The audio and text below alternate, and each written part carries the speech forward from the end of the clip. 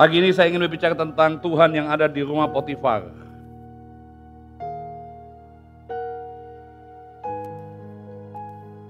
Potifar itu nama laki-laki atau wanita ya?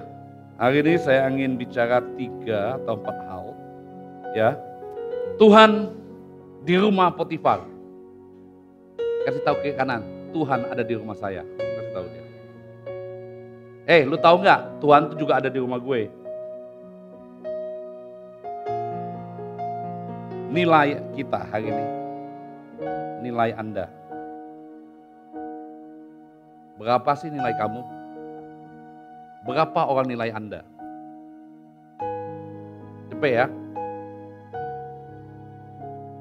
Yang kedua, kita akan melihat siapa. Perhatikan siapa yang datang kepadamu. Perhatikan orang yang kayaknya kebetulan ada bersamamu. Siapa yang tiba-tiba datang bersama Anda? Perhatikan.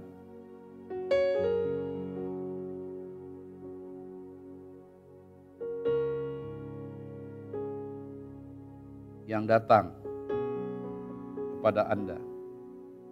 Ketiga, kita mempelajari tentang disertai Tuhan. Yang keempat, kita mau belajar tentang menjadi makmur atau kaya. Ya, kita akan masuk 4 hal ini nanti ya. Tuhan dimotivasi nilai Anda, perhatikan siapa yang datang kepada Anda, disertai Tuhan, menjadi makmur. Kita akan mulai dengan cerita Yusuf. Siapa yang tahu cerita Yusuf? Boleh maju depan, ceritain. Yusuf anak siapa? Yakub berapa anaknya? 12 apa 13? 12 ya, satu wanita. Yang wanita namanya Dina ya. 12 anak Yakub. Biasanya wanitanya nggak dihitung ya. Yang dihitung cuma laki-laki saja. Memang gitu di sana. Sebutkan nama anak Yakub. Ruben, siapa? Simeon, terus Lea. Oh, Lewi ya. Lea bukan ya? Lewi, siapa lagi? Yehuda. Yusuf, terus Isakar dan lain-lain. Benyamin, Gad, Asher, Isakar, apa lagi? Ya udah, kalian GB Hope ini keren banget kayaknya tahu namanya ya. Nama anak saya siapa? Oh, tahu ya. Nah, Yusuf mimpi, dia cerita sama kakak-kakaknya. Lu tahu nggak gue mimpi loh semalam? Saya punya bekas-bekas gandum 2 tegak, tapi kalian semua punya bekas tapi nunduk semua sama gue. Dan bulan bintang juga gitu ya. Nanti semua kalian tunduk juga kepada gue. Yusuf itu orang yang polos, dia ingin ceritakan karena dia anak, termasuk anak yang paling kecil nomor 2 kan, dimanja, anak papa, anak kesayangan gitu. Dia cerita apa adanya. Tapi itu membuat kakak-kakaknya iri hati. Dan dia harus mengalami proses. Dan kakak-kakaknya berbakat jahat untuk membunuh Yusuf. Ya, nah inilah peristiwanya. Yusuf diletakkan di dalam sumur. Mari kita jual kepada orang Ismail ini. Tetapi janganlah kita apa-apakan dia. Karena ia saudara kita, darah daging kita. Dan saudara-saudaranya mendengarkan perkataan itu. Karena waktu di dalam sumur itu semua mau membunuh. Ruben bilang jangan, Simeon bilang jangan. Ketika ada saudara-saudara Midian lewat, Yusuf diangkat ke atas dari sumur itu. Kemudian dijual kepada orang Israel itu dengan harga 20 shikar perak. Lalu Yusuf dibawa mereka ke Mesir. Berapa harganya? 20 shikar perak. Anda search Google hari ini, itu kurang lebih harganya 85.000. Jadi Yusuf dinilai begitu kecil, begitu rendah, enggak ada nilainya. Mungkin hari ini banyak orang menilai Anda itu brengsek, kacau, enggak baik. Enggak benar. Ya, Anda itu bukan siapa-siapa. Enggak masalah siapapun yang menilai Anda seperti itu. Yang penting Anda jangan menilai dirimu seperti itu. Para pengintai berkata gini, kami ini cuma belalang. Mereka gede-gede, kita gak mungkin melawan mereka. Jadi waktu hari itu mereka berkata kita belalang, habislah semua pengharapan kita. Saya bukan siapa-siapa, Pak. Mana bisa saya kaya, saya gak punya modal, saya gak punya pendidikan, saya gak punya segalanya. Nilaimu seperti itu yang kau bangun. Hari ini nilaimu ditentukan Tuhan. Dan engkau sendiri menentukan nilaimu. Amin. Kepada siapa Anda percaya. Dan apa yang Anda percayai. Itulah nilai Anda. Enggak ada yang amin, ya udahlah. Siapa yang Anda percaya dan kepada apa yang Anda percayai, itulah nilai Anda. Bukan orang lain yang menilai dirimu. Hari ini mungkin Anda berasal dari keluarga berantakan, broken home, nggak ada ayah, nggak ada ibu, nggak ada modal, nggak ada pendidikan. Saya kasih tahu, nilaimu bukan itu. Nilaimu ada di tangan Tuhan. Nilaimu Tuhan yang menentukannya. Imanmu yang mengambilnya dan mempercayainya. Maka satu kali Anda akan sama seperti Yusuf. Habis itu Yusuf dibawa di pasar budak. Potifar juga cari budak. Orang Median, Ismail tadi bawa di pasar budak, bilangin, halo, ini ada orang Semit, orang Israel, orang Yahudi, orangnya ganteng, keren. Dia nggak ngerti bahasa kita. Budaya kita dia nggak ngerti, tapi Anda lihat hari ini dia keren. Kan lihat kan giginya, tangannya, kakinya kuat, semua sehat. Umurnya baru 17 tahun. Ayo siapa mau nih, siapa mau? Potifar datang lihat. Boleh, Alkitab tidak mencatat berapa yang dibayar Potifar. Tapi mulai hari itu dia dibeli oleh Potifar. Saya kasih tahu hari ini, mengapa Potifar yang beli? Karena Tuhan telah menggerakkan hati Potifar untuk memelihara dan menjaga Yusuf. Itu ya poin yang kita masuk kedua. Perhatikan orang yang datang kepadamu hari ini. Itu bukan kebetulan. Mungkin orang itu telah digerakkan Tuhan dan diutus Tuhan untuk menolong, menguatkan hidup Anda. Teman yang kau punya hari ini, itu bukan kebetulan. Mungkin dia adalah orang yang telah dikirim Tuhan untuk menguatkan, memotivasi hidupmu, menggerakkan hidupmu, sehingga Anda tahu tujuan hidupmu. Coba perhatikan baik-baik hari ini ya. Tidak kebetulan Anda punya teman dia, anggota kuliah, sahabat dia. Tuhan turut bekerja untuk mendatangkan kebaikan untuk dalam segala hal itu. Mengapa Anda bisa melupakan? Jangan lupa ya, ikut holy. Anda harus, yang situ dengarkan suaranya, jangan tahu ngomong. Kedengaran suara kalian. Ya, bukan kebetulan. Kalau Anda nggak ikut holy ini, Anda punya masalah, maaf nih, apalagi maaf kedukaan, nggak ada yang datang. Yang datang cuma kita pelayan Tuhan doang. Tapi pas kalau Anda anggota holy kelompok sel ya, yang datang segereja semua pindah di sana. Ya, apalagi kayak Ibu Mehwa kemarin, dia Ibu Mehwa kan tahu sendiri Anda. Ya, dia semua orang teman dia semua, haleluya. Jadi kalau Anda mau bikin acara, Anda harus hubungi Ibu Mehwa. Ya, karena dia sponsornya untuk mendatangkan 100 orang itu kecil bagi dia, haleluya. Ya, yang penting 1 orang 100.000, beres sudah. Enggak gitu ya. Ya, Anda harus ada di kelompok sel. Kalau Anda enggak bisa, cuma saya datangnya pelayan Tuhan melayani. Tapi kalau Anda aktif di kelompok-kelompok ini, Anda menyatu, nanti semua anggota gereja itu datang loh, kenal semua. Amin. Yang belum datang daftar aja. Di sini juga ada kelompok selnya, holy-nya ya. Jadi poin kedua adalah perhatikan orang-orang yang dekat dengan Anda. Mungkin orang-orang itu diutus oleh Tuhan, digerakkan Tuhan. Ya, untuk memelihara, menjaga hidupmu. Bukan kebetulan. Sama seperti Yusuf. Kita akan lihat ya. Ya, saya cepat dikit.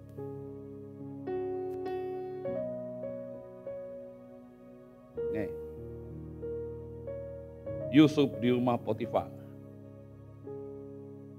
Adapun Yusuf telah dibawa ke Mesir dan Potifar, seorang Mesir, pegawai istana Firaun, kepala pengawal raja, membeli dia di tangan orang Ismail yang telah membawa dia ke situ. Kepala pengawal raja, dalam bahasa aslinya kurang lebih itu kepala pasukan rahasia, kepala BIN, CIA, ini adalah Potifar. Berarti dia tahu segalanya tentang Yusuf. Dia kepala pasukan. Lihat ya. Adapun Yusuf telah dibawa ke Mesir dan Potifar, seorang Mesir, pegawai istana Firaun, kepala pengawal raja, membeli dia dari tangan orang Ismail yang telah membawa dia ke situ. Bapak Ibu, hal yang paling menyakitkan bagi Yusuf itu bukan karena tantangan tante Potifar. Ya. Udah baca kan cerita Yusuf? Yang udah baca cerita Yusuf angkat tangan. Ya Tuhan, ampunilah mereka. Di sana ada tante, namanya tante Potifar, istrinya Potifar itu disebut tante. Tantangan terbesar bagi Yusuf itu enggak, tantangan seksual. Yang kedua, penjara. Enggak juga. Yang paling berat bagi seorang Yusuf adalah jauh dari keluarga. Betul nggak? Dia nggak ngerti budayanya, nggak ngerti bahasanya. Umur baru 17 tahun. Mungkin kalau malam-malam dia dinyanyikan lagu oleh Yakub karena dia anak kesayangan. Makan disediain. Betul nggak? Mau tidur ditepok-tepok gitu mungkin kan. Sob, udah tidur belum? Gitu kan? Handuk semua mungkin mandi disediain. Tapi hari itu dia ada di rumah Potifar. Menjadi budak.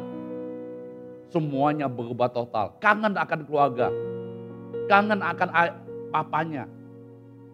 Rindu kampung halaman. Yang merantau tahu kan gitu? Halo, yang merantau? Ya, Dini yang merantau, Dini udah setahun hari ini ya. Ada di GB Hope ini ya, Desember ini ya. Dini ini dari Kalimantan. Kalimantan apa itu? Timur ya. Kalimantan Timur, dari Penajam. Oh bukan ya, bukan Penajam.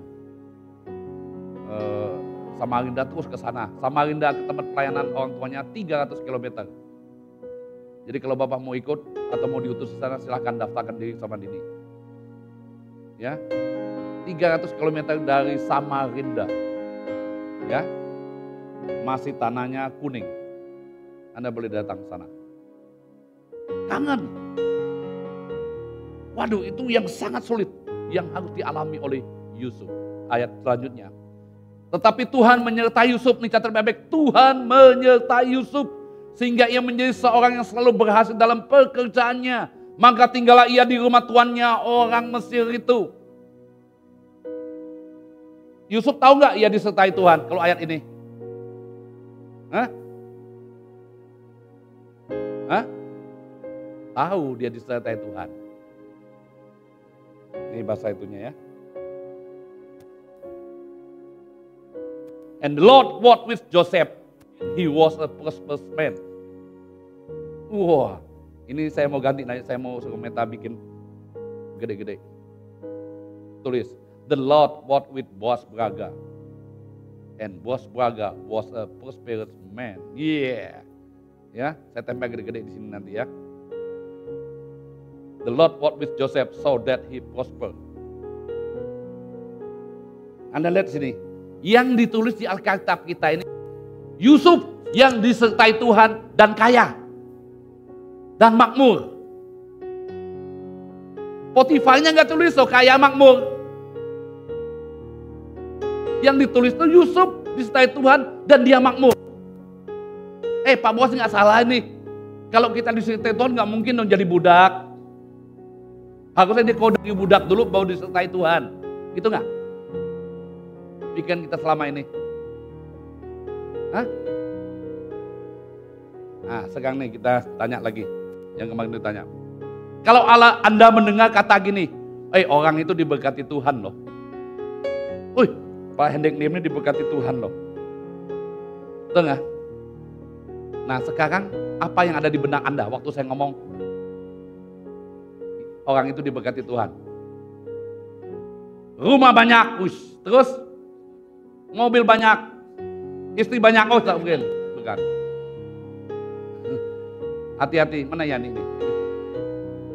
No, Yani langsung yang kepleset itu coba. Rumah, mobil, jangan jawab lagi yang ini karena ada doa malam saya udah ngomongin masalahnya, ada bocoran. Terus apa lagi? Oh, orang itu diberkati Tuhan loh. Lo nggak tahu? Apa lagi? Hah? Banyak uang. Terus apa lagi? Hah? Nggak tahu. Punya pabrik banyak. Karyawan 10.000. Apa lagi? Punya mall. Punya kapal pesiar. Punya private jet. Apa lagi? Punya pulau. Punya tambak udang. Punya hotel. Punya kebun sawit. Kan diberkati Tuhan, betul nggak? Siapa yang setuju dengan saya? Angkat tangan. Yang nggak setuju dengan saya? Yang nggak jawab? Takut dijebak. Bapak Ibu, Yusuf disertai Tuhan dan makmur. Tapi semua yang kita sebut tadi itu tidak ada pada Yusuf. Berarti Yusuf nggak makmur dong. Nggak diberkati Tuhan dong. Nggak disertai Tuhan dong. Betul kan? Kalau Anda menilai orang diberkati Tuhan yang tadi kita sebut, berarti Yusuf nggak ada di dalamnya. Sekarang saya tanya, kalau kita mau sukses, kita harus punya apa? Mau berhasil nih. Balik lagi. Punya apa? Modal, apa lagi? Keterampilan, apa lagi? Rajin, apa lagi? Percaya diri, apa lagi? IQ, EQ, QQ. Oh QQ itu yang ketawa men dulu. Apa lagi? Kan selama ini kita pikir kita harus punya semua itu supaya kita sukses. Dan kalau orang sukses dan berhasil itu ciri-ciri seperti tadi. Tapi kayaknya Yusuf nggak termasuk, Pak.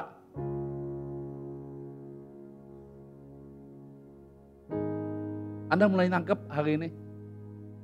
Bapak Ibu yakin nggak Anda disertai Tuhan? Ngomong, saya disertai Tuhan. Saya makmur. Saya kaya. Yang lain nggak percaya, udahlah. Ya, salah sendiri. Saya diberkati Tuhan, saya makmur, haleluya. Bumi dan segala isinya adalah milik Bapa saya, haleluya. Akan tiba giliran saya. Akan tiba giliran saya. Betul kan? Yusuf dalam perjalanan, segala kemakmurannya, karena dia disertai Tuhan. Hari ini mungkin Anda belum melihat semua itu terjadi dalam hidupmu, tapi Anda harus percaya dalam hatimu, dengan imanmu, dan Anda harus ungkapkan dari pikiranmu dan pekerjaanmu, kreativitasmu, nanti akan melihat, akan tiba giliran Anda menjadi kaya. Yang amin 5 orang, ya udahlah. Lumayan 5 orang itu. Untuk memberkati kita udah cukup.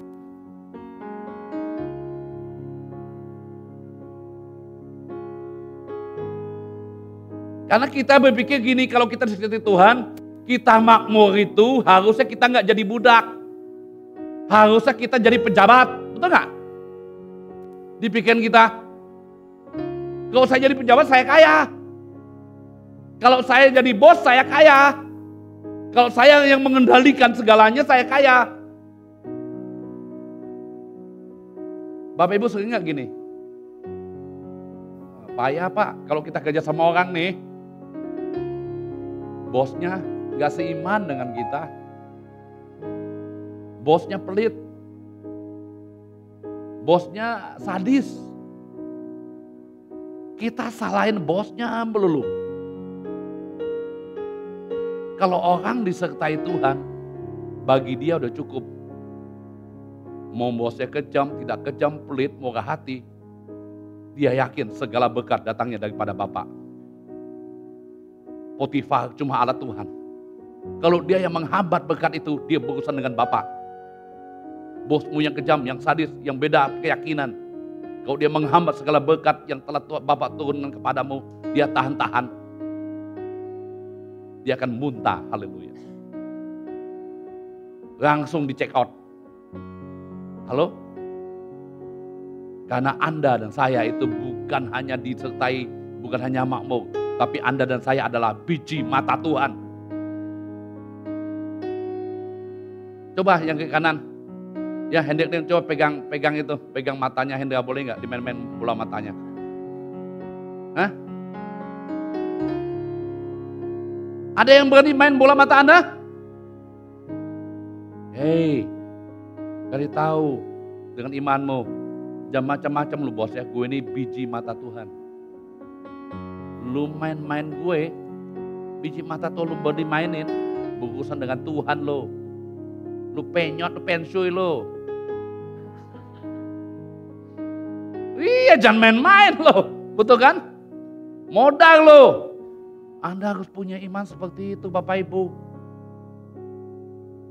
Kita ini bukan orang sembarangan, orang yang sudah ditebus. Darah tubuh Yesus ada pada kita. Kita menjadi miliknya. Kita dibela, kita dihargai, kita diangkat, kita diberkati, kita diberinya kuasa. Wih keren banget.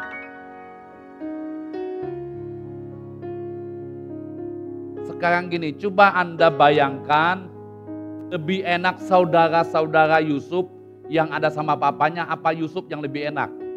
Yusuf kan di perantauan, di rumah Potifar, betul nggak? Kerja jadi budak. Budak tuh berarti dikontrol, betul kan? Tidurnya gak enak, makannya tertentu, betul kan? Jam-jamnya, kerjanya gitu loh. Saudara-saudara Yusuf ngapa di rumah papinya? Makan seenaknya, tidur seenaknya, tidurnya tempatnya bagus, dekat ayahnya. Betul gak? Semuanya enak, lebih nyaman. Yusuf seolah-olah tertekan. Saya tahu Anda ya, yang lebih tertekan itu saudara-saudara Yusuf. Yusuf dengan confirm, dengan tenang berkata, aku disertai Tuhan, aku makmur. Jadi dia bisa rilis, dia gak kecewa, gak sakit hati, gak dendam. Dia udah merasa cukup dalam segala hal. Bagi dia disertai Tuhan lebih dari segalanya. Halo? Yang lain itu nanti tinggal bonus. Waktu ada berjalan dalam kasih dan kuasa Tuhan yang menyertaimu. Tinggal tunggu waktu segala hal itu terjadi dalam hidupmu. Saudara-saudara Yusuf itu hidup dalam ketakutan. Rasa bersalah. Rasa malu. Ngapa? Karena dia melihat ayahnya tetap sedih. Karena Yakub berpikir Yusuf sudah mati.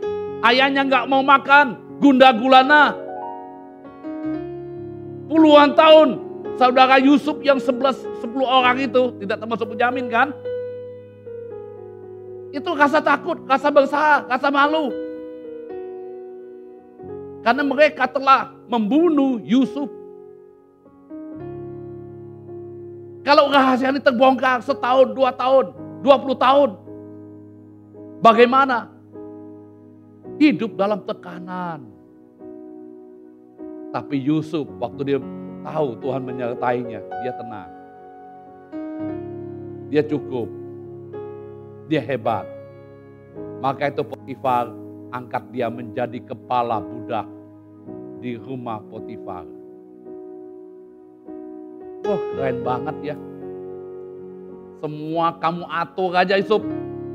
Terserah kamu Yusuf. Duit apa semua. Terserah deh gitu. Kamulah yang atur semuanya. Oh semua orang kaget di sana loh. Harta Potifar bertambah-tambah. Alkitab ngomong ini. Karena Yusuf harta Potifar itu bertambah.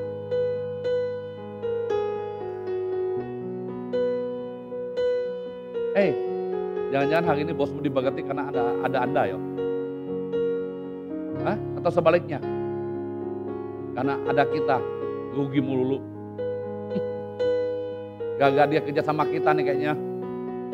Sial amat ada dia nih perusahaan kita. Jadi untungnya berkurang. Halo? Anda harus yakin Anda disertai Tuhan. Dan Anda makmur. Yusuf telah membuktikan dirinya. Penjara, rumah Potifar, hidup sebagai budak, sebagai tahanan, tidak mempengaruhi hidupnya. Keren loh. Saya renungin gini ya, saudara Yusuf disertai Tuhan gak ya? Alkitab gak mencatat. Jadi saya sedikit berani ngambil kesimpulan. Kadang-kadang orang Kristen gak menyadari loh, dia disertai Tuhan. Maka itu berkat yang diterima hari ini, itu adalah upah karena dia bekerja. Bukan karena upah disertai Tuhan. Kamu kerja 10 dapat 10, itu upah. Halo? Tapi kalau kamu kerja 10, dapat nilai 50, itu berkat Tuhan. Beda gak? Anda pernah lihat orang jual makanan gak enak tapi laku? Gila gak laku tapi yang datang ngantri.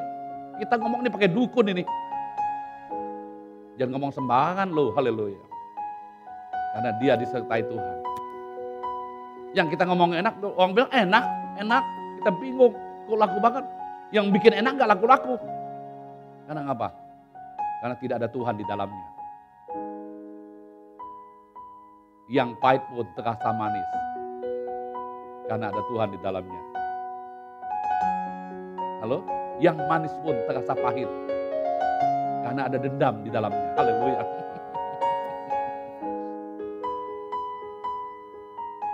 Satu kali Anda tahu penemu mobil Ford itu Henry Ford ya? Betul ya? Saya ceritain di orang malam. Henry Ford itu satu kali mau ngambil orang bekerja sama dia untuk meneruskan pekerjaan dia mau didik. Dia ambil dua orang anak muda yang baru tamat sekolah. Yang IP-nya hampir-hampir mirip, beda-beda tipis. Teman sahabat baik gitu ya. Hampir nilainya sama. Karakternya hampir mirip gitu. Pinternya sama lah gitu. Diajak dua orang ini untuk makan bersama. Dan mereka minta makan di steak. Makan steak mereka maunya. Oke, makan steak. Habis selesai makan steak.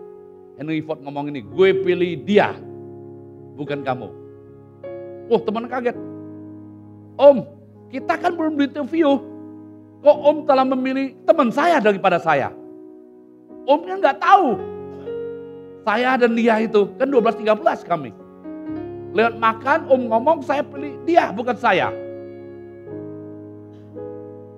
Kamu mau tahu alasannya? Iya Om. Pertama, waktu teman kamu makan steak, dia makan, dia potong, masuk dalam mulut, dia tiba-tiba ngenyit dahinya. Tapi dia tetap makan. Dan setelah itu diambil lada, cabai, garam, dia potong, dan dia makan sampai habis. Sementara kamu potong, kamu makan, kamu ngenyit dahi. Tapi kamu terus makan, nggak habis. Dari cara makan ini saya tahu, kalau teman kamu itu punya menghadapi banyak tantangan, dia punya cara kreatif untuk menghadapinya dan menyelesaikannya. Halo? Kan dari dulu saya ngomong, dari cara makan kita tahu siapa dia. Jadi kalau makan sama saya hati-hati.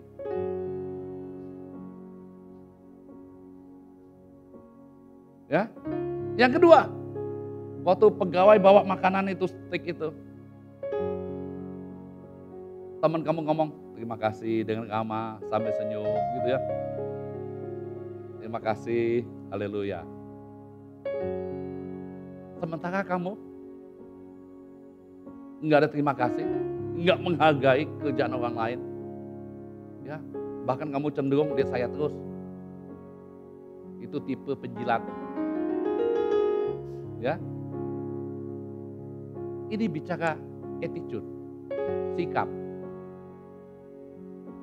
Menghargai orang lain, murah senyum.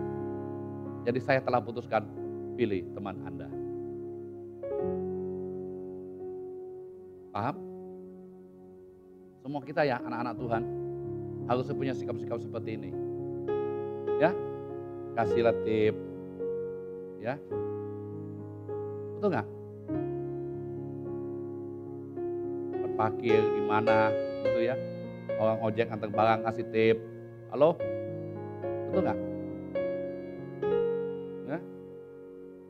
Kasih tip 1.000 ya Tuhan. Ya. Yang udah lecek-lecek lagi. Daripada dibuang sayang kasih tukang ojek aja dah. Ada yang gitu? Bertobatlah. Ya, maksudnya hal sepele karena orang yang diberkati disertai Tuhan itu mungkin dia belum mengalami makmurnya, tapi dia udah punya sikap hati yaitu kaya. Dia udah punya pikiran kaya dia, sikap hatinya kaya. Satu kali Bill Gates ditanya nih dalam satu seminar, dalam konferensi besar, ada seorang peserta berkata ini, Pak Bill Gates saya mau tanya, seandainya putri Bapak kawin dengan orang miskin, Bapak izinkan nggak? Ibu-ibu, materi itu apa? Matre lo gitu.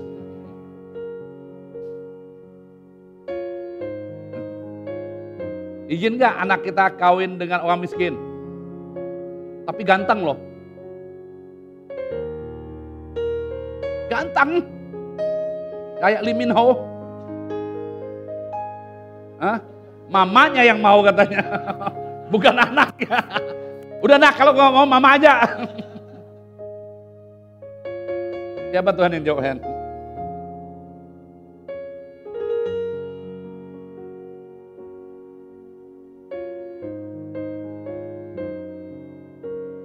Mamanya yang mau bukan anaknya. Betul, mau yang miskin apa yang kaya kalau Anda dapat menantu? Kaya ya. Kaya tadi apa Bu? Kaya itu bukan hanya bicara tadi mall, uang, mobil mewah ya. Ingat baik-baik, kaya itu dimulai dari sikap hati. Kaya itu dimulai dari pikiran. Jadi kalau dia datang ke rumah ibu bawa martabak, betul kan? Bawa kue, nyapa ibu ramah gitu ya. Itu dia kaya. Jadi kalau ada lihat anak muda itu ingin belajar, memperlengkapi diri, ikut seminar, dia udah punya sikap hati kaya. Ke gereja memberinya gak usah takut, menolong orang dengan uang gak takut, itu udah kaya. Tapi kalau Anda lihat sikap sehari-hari ini ya, ajak anak kita nonton, yang bayar anak kita gitu ya. Ajaknya makan bakso, pecel lele, tiap hari gitu, hari ketiga tolong. Katakan, kamu jangan bawa anak saya lagi. Ya. Tapi nggak apa-apa dia mau ngajak makan bakso, pecel lele, tapi kalau dia punya sikap hati kaya, cara dia berpikirnya kaya, satu kali dia benar-benar kaya. Itu maksud saya. Nah Bill Gates juga ngomong gitu, dia ngomong gini, rata-rata orang Amerika yang menang loteri 100 juta dolar, gitu ya, bukanlah orang kaya. Mereka orang miskin yang punya banyak uang. Karena dalam 5 tahun, 90% jadi miskin kembali. Paham ya?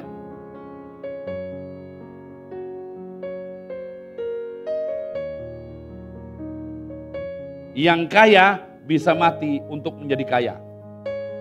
Sedangkan yang miskin bisa membunuh untuk menjadi kaya. Jadi kalau orang itu udah punya sikap hatinya kaya, dia bukan penerima tapi pemberi, itu udah sikap hatinya kaya. Jadi saya kasih tahu ya, kalau kita suka menerima segala hal, sebenarnya itu mental miskin, saya kasih tahu. Ya, ada pendeta cerita gini, ada WL-nya diundang untuk ucapan syukur rumah, dia pergi, cuma dia sendiri, dia nyanyi di rumah itu mau memuji Tuhan. Habis nyanyi, omnya tanya, Dek, udah berkeluarga orang nih, kerja apa sekarang? Oh saya memang jadi WL di gereja. Gitu ya. Mimpi kamu apa sih? Saya sih lagi bergumul mau punya rumah om. Oh gitu. Udah punya tabungan berapa? 10 juta. 10 juta bisa beli mobil rumah nggak? Bisa? Enggak ya? Waduh, kayaknya sampai Ayam tumbuh gigi nggak bisa beli nih. Habis itu tiba-tiba om itu call cek, kasih cek buat kamu. Dia kaget, bener apa enggak nih? Kok nolnya banyak banget? Ya, nolnya ada 9 nih, banyak banget. Aduh, dia kaget, dia apa ke WC, om saya mau ke WC dulu sebentar ya. Dia cekin di WC, bener nggak?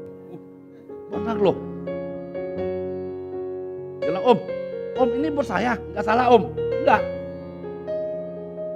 Akhirnya WL itu bisa beli rumah dan beli mobil Avanza baru.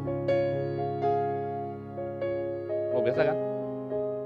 Siapa mau jadi WL itu? Angkat tangan. Nggak ada. Woi, yang mau jadi WL itu angkat tangan. Hah? Nggak ada. Memang hebat kalian orang kaya. Semua kita mau jadi om itu. Amin. Saya mau jadi om itu. Amin. Jangan jadi peminta, penerimanya. Kita harus menjadi pemberinya. Kita yang menyalurkan semua itu. Mental kita diubah ya. Amin. Makanya kalau saya makan dengan leader itu saya bingung. Saya belum sempat dibayarin semua. Karena ternyata mereka udah mentalnya pemberi. Apalagi saya udah korban ini, tambah lagi.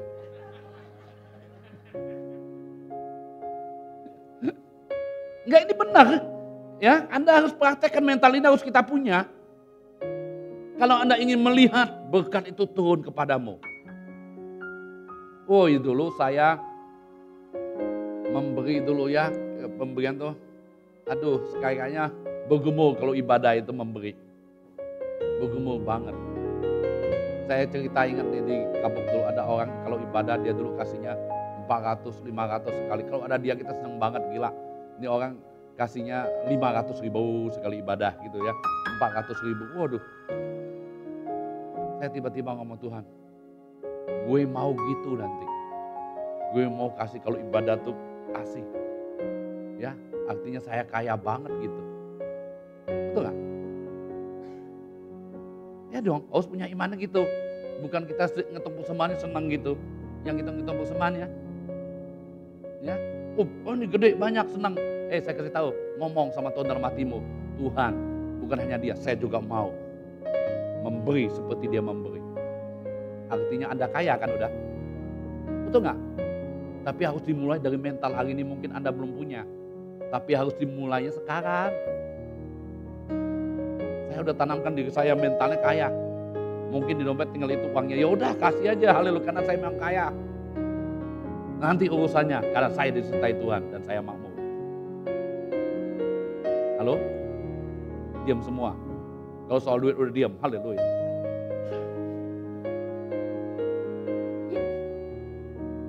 Itu ya kata Bill Gates. Dia contohkan ada seorang satpam nemuin uang di hotel. Dia cuma satpam, sekoper, dia kembalikan ke manajernya. Ini ada uang ketinggalan gini-gini.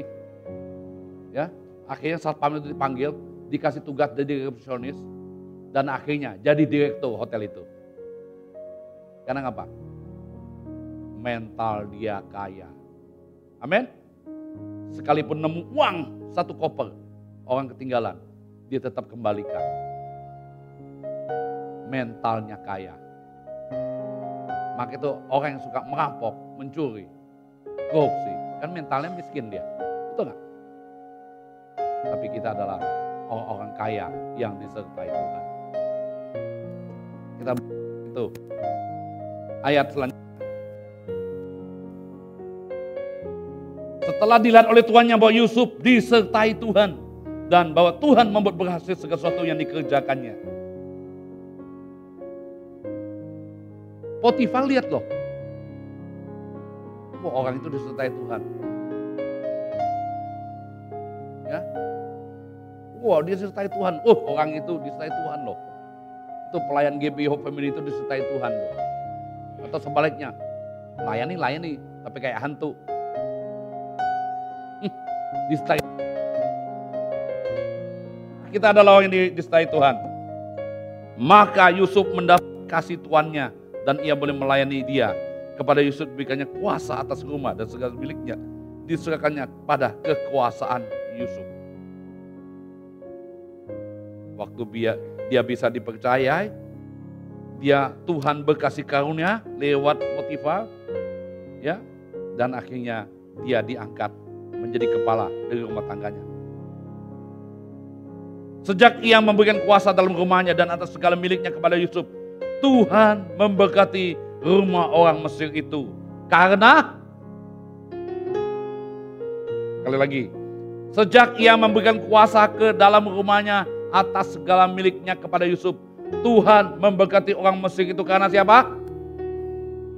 Sehingga berkat Tuhan ada atas segala miliknya, baik yang di rumah maupun yang di ladang. Bayangkan cara kerja Tuhan itu ya. Karena Yusuf yang di rumah, yang di ladang, yang cabang Papua, yang cabang Malang, yang cabang Palembang, Sumatera, semua ini diberkati karena satu nama Yusuf.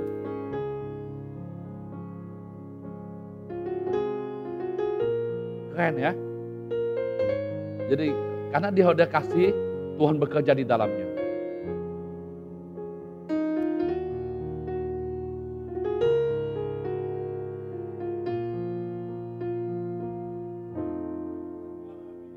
Diserahkannya pada kekuasaan Yusuf. Dengan bantuan Yusuf, ia tidak usah lagi mengatur apa-apapun selain daripada makanannya sendiri.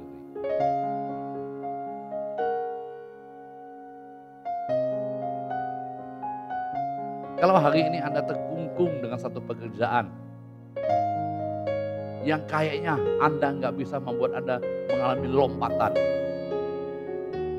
ya, Anda nggak mengalami lompatan, kayaknya udah kembang-kempis sih bahaya. Kadang-kadang segala hal itu diizinkan Tuhan terjadi supaya Tuhan ingin membawa Anda ke chapter yang lain. Halo? Jangan Anda berkutat di situ aja. Cara pandang kita harus berubah. Yusuf kalau dia ada di rumah ayahnya, dia tetap menjadi anak kesayangan. Mungkin dia mewarisi semua hal di rumahnya karena dia kesayangan. Tapi akibatnya akan berantem dengan 10 orang di sana. Ya. Dan masa kelaparan mungkin akan mati semua. Karena Tuhan sudah agenda besar buat Yusuf untuk memelihara satu bangsa. Hari ini kalau Anda memahami Anda diberkati dan menjadi makmur, Tuhan punya rencana atas hidupmu untuk menolong banyak orang lain dari segala berkat yang kau terima daripada Tuhan itu. Ya ada yang amin, ya udahlah. Makanan sendiri kalau gitu. Sekali lagi saya ngomong, kalau hari ini Anda disertai Tuhan dan Anda jadi makmur, Anda menjadi sangat kaya. Saya tahu di dalamnya Tuhan punya rencana buat Anda untuk menolong dan memberkati banyak orang. Baik dia orang percaya ataupun tidak orang percaya. Anda akan dikenal seperti Yusuf. Saya tahu banyak orang kaya, punya uang banyak, tapi sebenarnya dia orang miskin. Karena segala hal hanya buat dia. Tapi kalau Anda punya dan Anda menolong banyak orang lain, Anda orang kaya di mata Tuhan. Tuhan memberkati.